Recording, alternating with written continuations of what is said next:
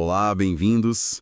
Hoje a gente vai fazer uma análise bem a fundo de um livro que, olha, é praticamente a pedra fundamental de toda a literatura de desenvolvimento pessoal. Com certeza, um clássico absoluto. Quem Pensa Enriquece, de Napoleon Hill.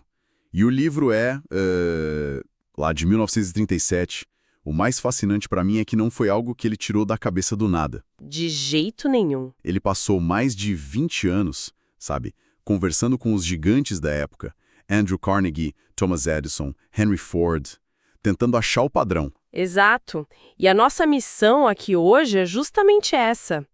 Não é só resumir o livro. Certo. O que a gente quer é extrair a filosofia central, os passos práticos que fizeram esse livro ser o que é. Tentar entender não só o que o Hill disse, mas por que essas ideias sobre mentalidade, desejo e sucesso, porque elas ainda ressoam tanto com milhões de pessoas. Quase um século depois, né? E tudo mesmo, começa com uma frase que é a espinha dorsal do livro inteiro. É quase um mantra. Pensamentos são coisas, e coisas poderosas quando misturados com um propósito definido, persistência e um desejo ardente. Esse desejo ardente é a chave de tudo. É o ponto de partida. Para a gente entender o que ele quer dizer com um desejo ardente, a história que ele usa logo no começo do Edwin C. Barons é quase inacreditável. É fantástica. O cara tinha uma única meta na vida: ser sócio do Thomas Edison. Só isso. Só isso. O detalhe: ele era pobre, não conhecia o Edison, não tinha um único contato. Mesmo assim, ele embarcou num trem de carga e foi bater na porta do inventor. E o genial aqui é a análise que o Hill faz desse encontro. Anos depois, o próprio Edison descreveu Barnes chegando como um vagabundo comum. Mas ele disse que tinha alguma coisa no olhar do Barnes. Uma determinação que dizia: eu vim aqui para fazer negócios com você e eu não saio daqui até conseguir. Hill diferencia isso de um simples querer. Ele chama de desejo pulsante. Barnes não queria trabalhar com Edison. Não era um talvez. Não. Ele estava decidido a ser parceiro dele. Não importava como. E demorou, né? Não foi da noite pro dia. 5 anos. Ele pegou um emprego qualquer de salário baixo, lá no escritório do Edison, e ficou lá, observando, por 5 anos. A chance só veio com um novo invento: a máquina de digitar. Que ninguém queria vender. Exato. A equipe de vendas do Edison não botou fé nenhuma. O Barnes viu a brecha, foi até o Edison e disse: eu vendo essa máquina.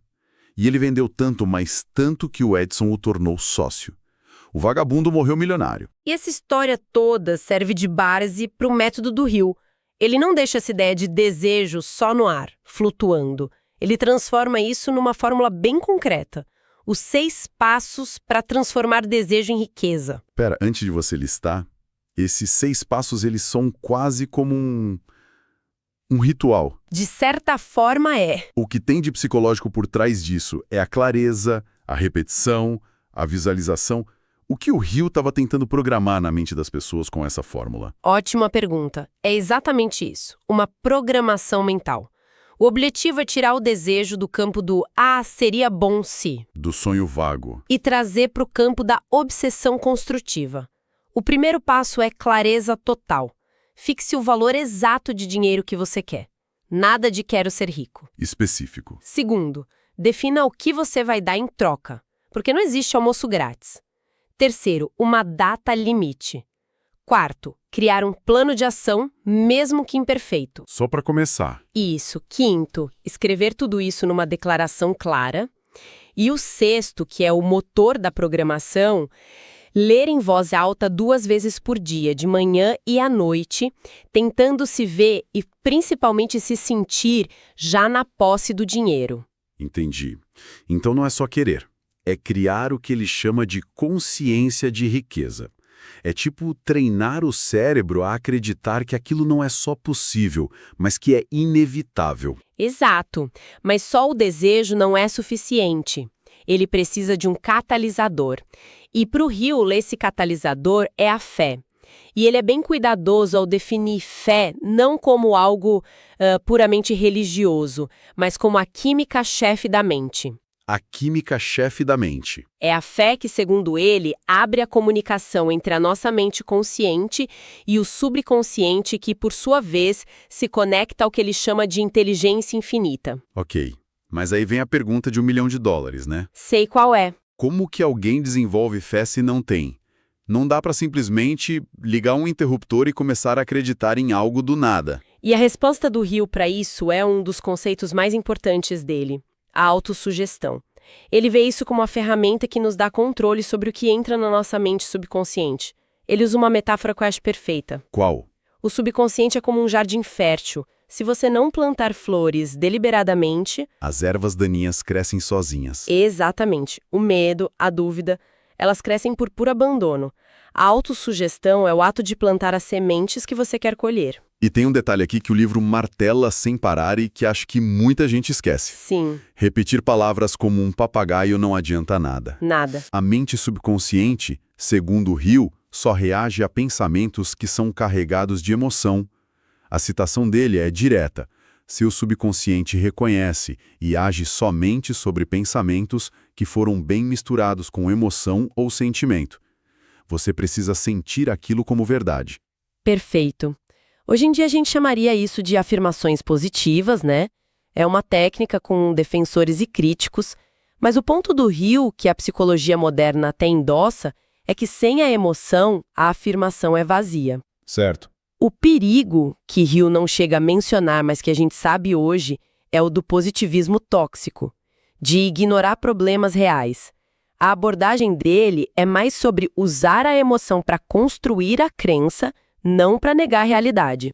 Entendi. Então, uma vez que essa base mental está sendo construída, como a gente transforma isso em ação? Imagino que não baste ficar sentado meditando sobre ser rico. De jeito nenhum. É aí que a filosofia dele se torna extremamente prática.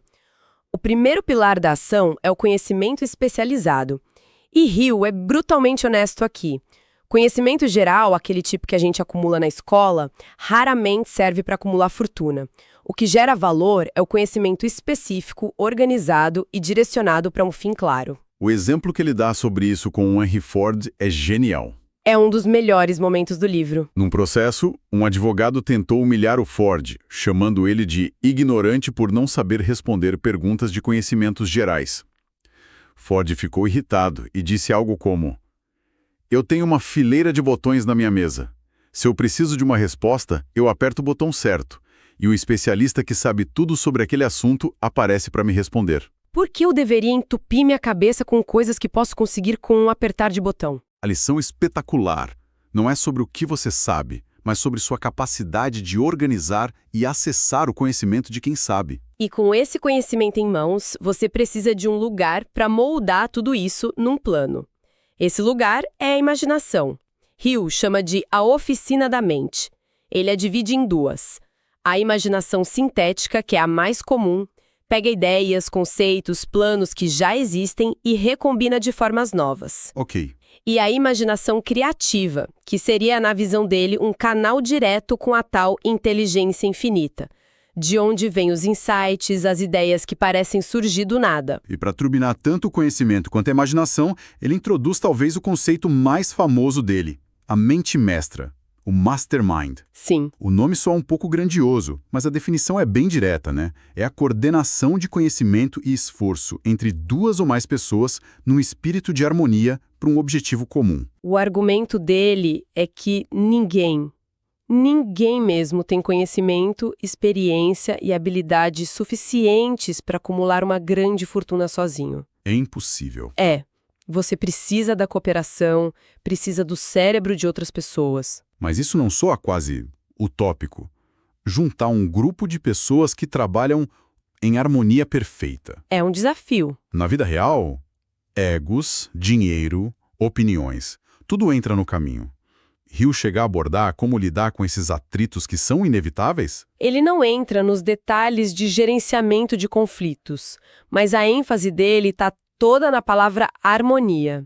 A premissa é que o grupo só funciona se houver um alinhamento absoluto de propósito e confiança mútua. Se a harmonia quebra, o terceiro cérebro criado pela aliança se desfaz. Entendi. A lição implícita é que a seleção dos membros e a manutenção dessa harmonia é a parte mais crítica do trabalho. Faz sentido. Ok. Então a gente tem o desejo, a fé, o plano. Mas a execução. É aí que a maioria das pessoas trava. E a análise do Hill sobre o fracasso é brutal. Ele estudou mais de 25 mil pessoas e descobriu que a principal causa do fracasso era a falta de decisão. Impressionante, né? Pessoas de sucesso decidem rápido e mudam de ideia devagar. Quem fracassa decide devagar e muda de ideia a todo momento, geralmente por causa da opinião dos outros. E o par perfeito da decisão é a persistência. Se a decisão liga o motor, a persistência é o combustível que te leva até o destino. A história que ele usa para cravar essa ideia na nossa mente é a do tio de um cara chamado R.U. Darby, o minerador de ouro. Ah, essa é a clássica. O tio encontrou uma mina promissora, extraiu um pouco de ouro, mas de repente a veia sumiu. Ele cavou mais um pouco, não achou nada e desistiu. Vendeu todo o maquinário para um dono de ferro velho por uma merreca. E aí vem a parte dolorosa da história. Exatamente. O dono do ferro velho, antes de começar a cavar, fez o que o minerador não fez. Contratou um engenheiro. O engenheiro analisou a geologia e concluiu que a veia de ouro não tinha sumido. Havia uma falha geológica. E o ouro estava a que distância? A menos de 1 metro. 1 metro de onde o tio do Darby tinha parado de cavar. O sucateiro ficou milionário. É uma imagem que dói, não é? Pensar no que ele jogou fora por tão pouco.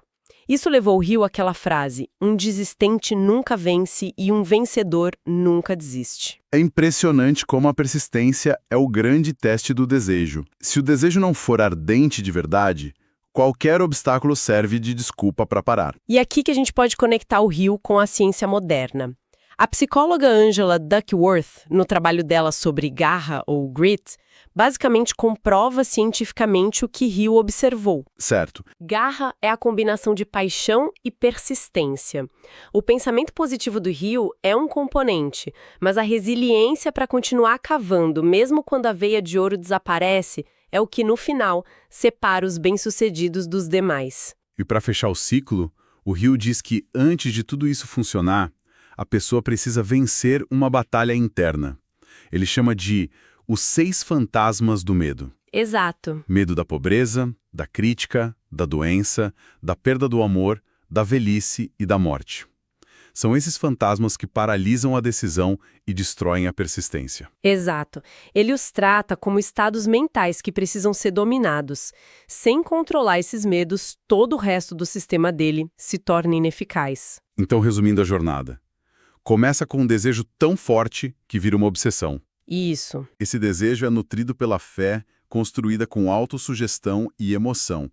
Depois, ele é transformado em ação através de conhecimento especializado, planejamento imaginativo, de preferência com uma mente mestra. E é executado com decisões rápidas. E uma persistência de dar inveja a um trator. É a síntese perfeita. E para nossa reflexão final, o Hill deixa o princípio mais misterioso e avançado para o final do livro: o sexto sentido. Ele o descreve como o ápice da filosofia, o ponto em que, após dominar todos os outros 12 princípios, a sua mente se conectaria diretamente à inteligência infinita. Você passaria a receber intuições, inspirações, avisos que parecem vir do nada. Ele mesmo admite que é um princípio difícil de explicar e que a operação dele pode parecer um milagre. O que nos deixa com uma pergunta no ar, então. Deixando de lado a crença ou não numa inteligência infinita, o que será que acontece com uma pessoa que realmente domina os outros 12 princípios? Certo. Que desenvolve um foco, um planejamento e uma persistência tão, mas tão absolutos, a ponto de a sua intuição e criatividade começarem a funcionar num nível que, para quem vê de fora, parece mesmo um milagre.